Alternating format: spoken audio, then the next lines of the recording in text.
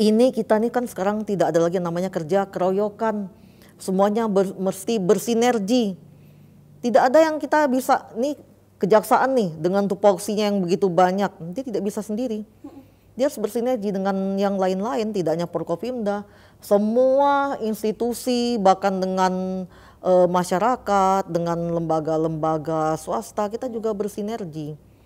Jadi kita memang di sini kita sangat menyadari bahwa kita tidak bisa bekerja sendiri, kita mesti bergandengan tangan untuk membangun Jepara pada khususnya dan RKRI pada umumnya, seperti itu Mbak Dinda. Nah, jadi ini tadi kalau Forkopimda di sini pada datang memberikan kejutan, ini sebenarnya salah satu bentuk sinergitas kita di mana kita peduli.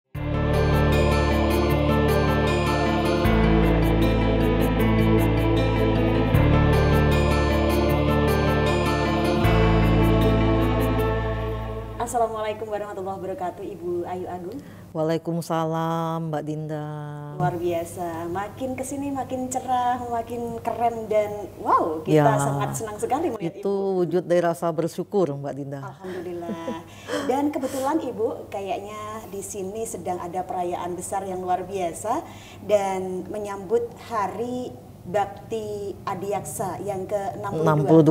Betul ya Bu ya? Iya betul. Hari Bakti Adiaksa itu sama juga dengan hari jadi kejaksaan. Hari jadi kejaksaan. Iya. Dan kita menyaksikan sendiri ya Bu, meriahnya dalam perayaan hari jadi kejaksaan di Kabupaten Jepara ini sudah dilaksanakan dengan begitu luar biasa. Karangan bunga di halaman depan banyak banget ucapan dan sepertinya kita juga melihat staf-staf di kejaksaan ini bahagia, sangat happy menikmati dan nyaman ketika Ibu memberikan sambutan, semuanya antusias. Kayaknya Ibu ini membawa kebahagiaan tersendiri gitu di kalangan staf di Kejaksaan Negeri Jepara ini. Seperti apa sih Bu rumus-rumusnya supaya kita ini ngerasa benar-benar Ibu ini keibuannya keluar dan kita ngerasa nyaman gitu Bu. Gimana Bu itu? Memimpin itu memang harus dari hati ya. Nah memang jadi pemimpin itu memang dia kapan dia harus menjadi seorang ibu, kalau dia perempuan ya kan.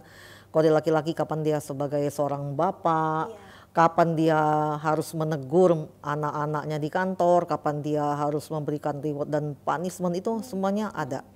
Jadi memang tadi saya katakan ini kita memang harus memakai hati, kemudian juga memang saya tekankan kepada mereka bahwa semuanya ini berguna. Tidak ada di antara staf anggota saya ini tidak berguna, tidak ada.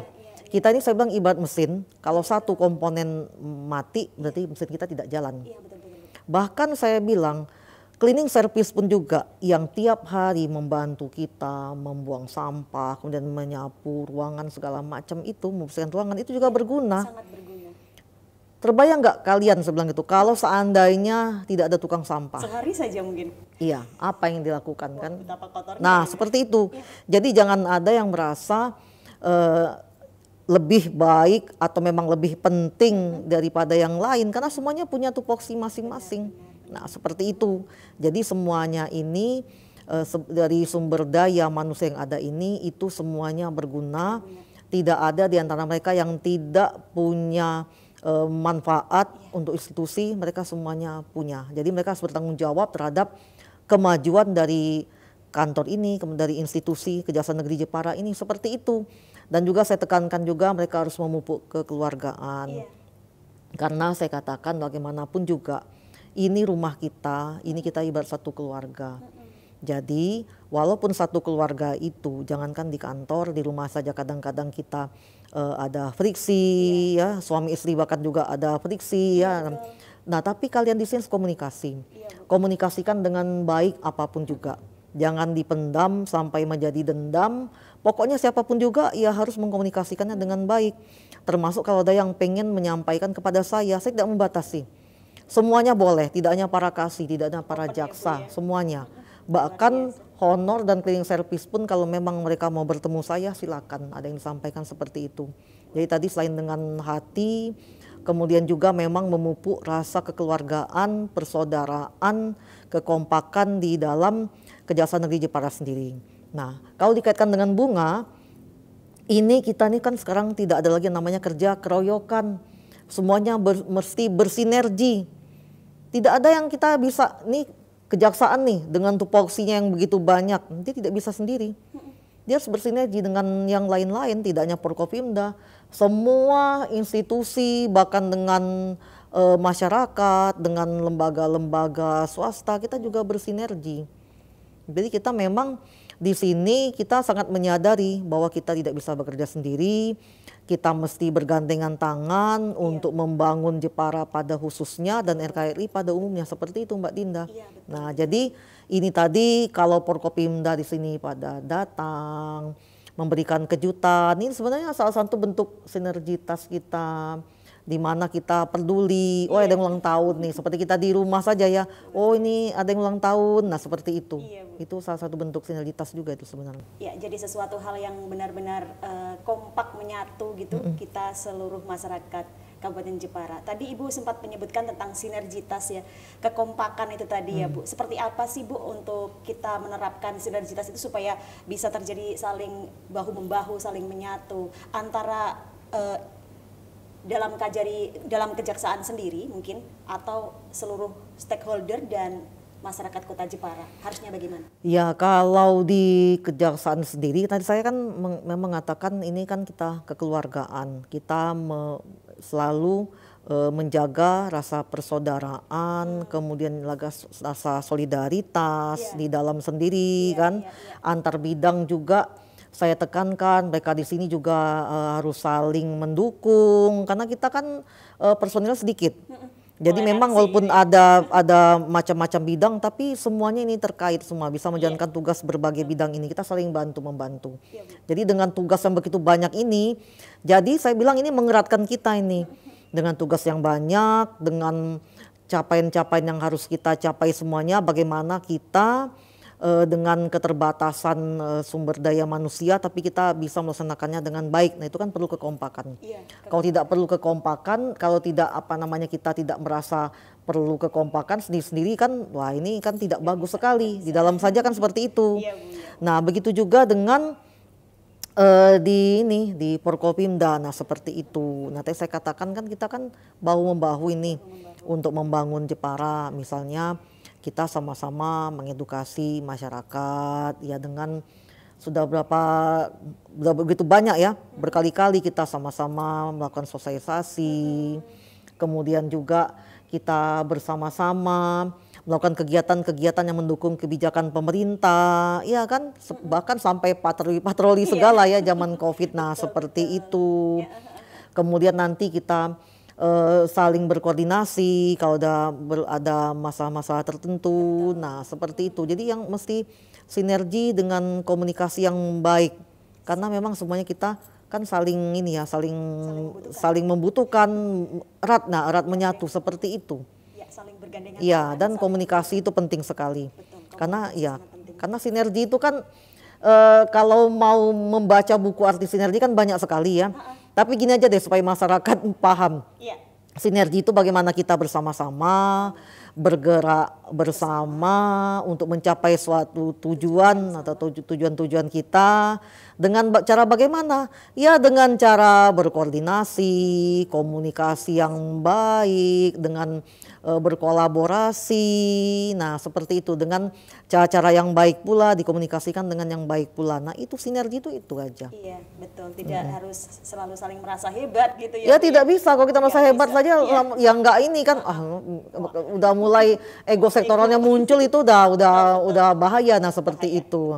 Itulah. Betul, baik. Dan di sini saya melirik Bu ada slogan kepastian hukum humanis menuju pemulihan ekonomi. Kepastian hukum humanis menuju pemulihan ekonomi. Di sini kok kayaknya sesuatu yang menggelitik kami gitu ya, masyarakat Kota Jepara. Seperti apa sih Bu itu maknanya? Kalau kita berbicara kepastian hukum ya, kepastian hukum sih kalau berbicara tentang teorinya sih banyak, tapi kalau masyarakat ini kan disiarkan untuk masyarakat luas ya. Tapi tujuannya beginilah kepastian hukum itu ya. Ini supaya masyarakat itu memang merasa bahwa negara itu hadir kalau seandainya ada hal-hal masalah-masalah hukum. Jadi mereka tidak terkatung-katung. Ya kalau seandainya memang masyarakat misalkan tidak ada kepastian hukum, berarti memang tidak bisa dipercaya dong negara dan penegak hukum. Nah seperti itu.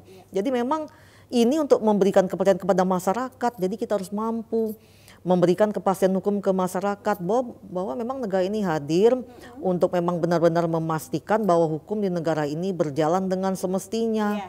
Iya kan.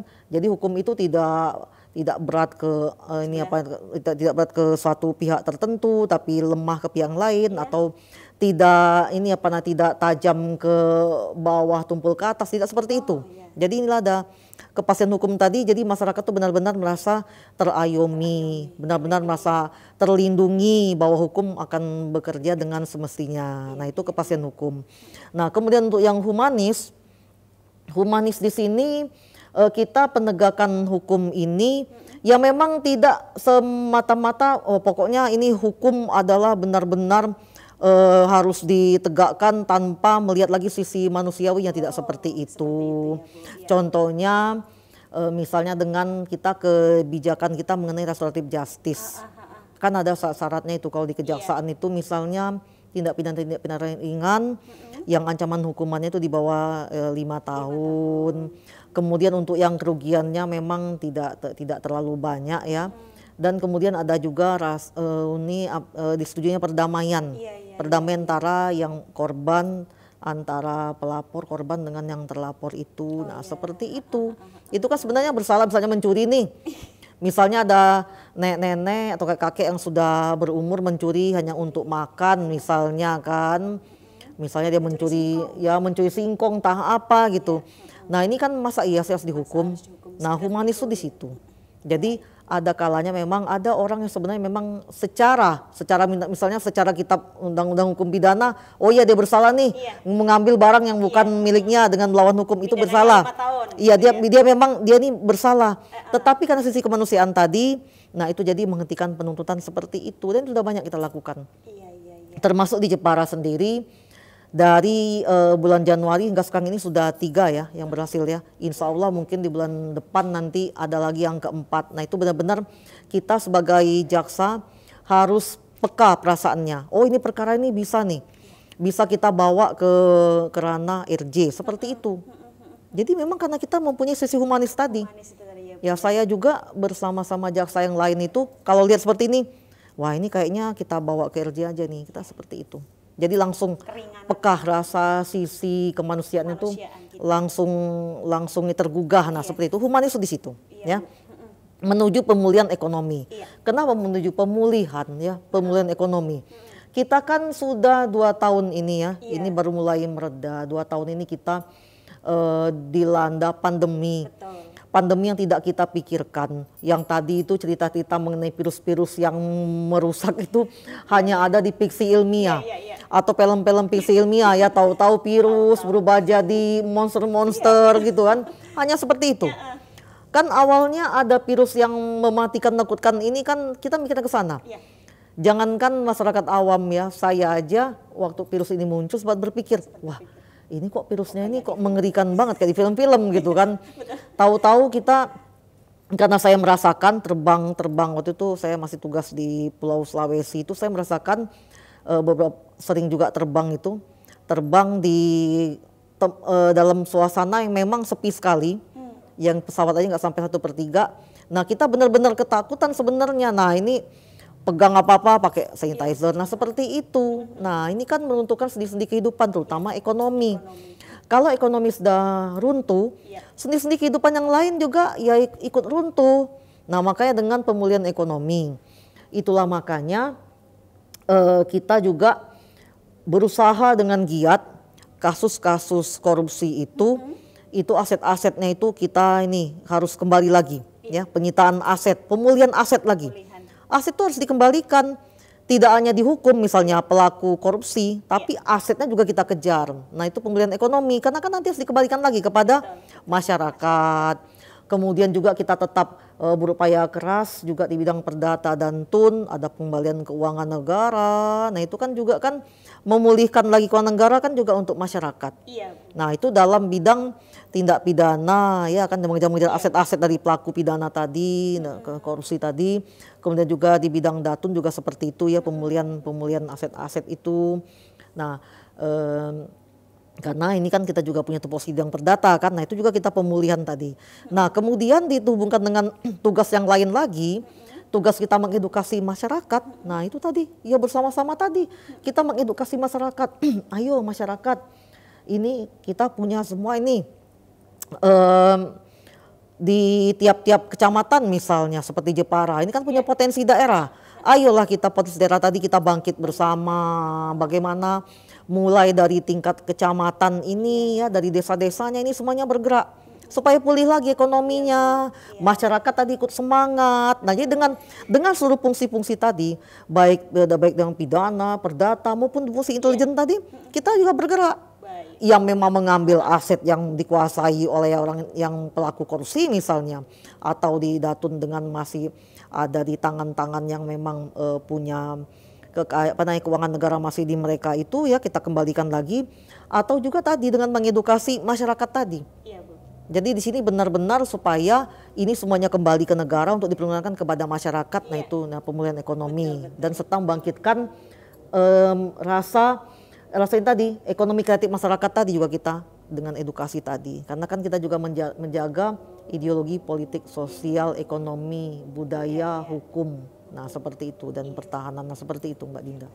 Baik Bu, luar biasa. Ini edukasi yang sangat penting sekali untuk kita dengarkan pesan dan himbauan dari Kajari, dan juga semua masyarakat Jepara diminta untuk selalu waspada dan selalu bergotong royong untuk kita bersama. Terima kasih ya Bu ya. Kami dari Dika Production juga mengucapkan selamat hari jadi untuk Kejaksaan Negeri Kabupaten Jepara. Semoga kian kesini kian sukses. Ya, amin, amin, amin. Terima kasih juga Mbak Dinda. Terima kasih. Assalamualaikum warahmatullahi wabarakatuh. Waalaikumsalam.